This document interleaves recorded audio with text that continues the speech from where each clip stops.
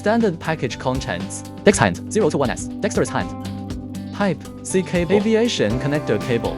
Optional equipment list: power cable, power adapter, ZLG1000 mini CAN interface box. First, cut the cable tie on the aviation connector cable. Locate CAN and canal. Connect them to the CAN high and CAN low terminals on the CAN box respectively. Tighten the screws above after connection. Achieve the above effect.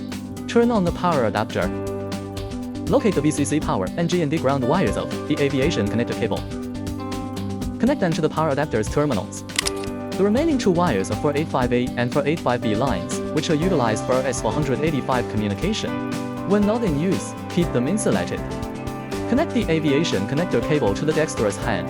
This is a push-in type connector. 1. Align the red marks. Do not rotate during insertion or removal. Using the in-palm camera requires connecting a Type-C cable. Finally, place the dexterous hand onto the docking station. And the dexterous hand installation is complete.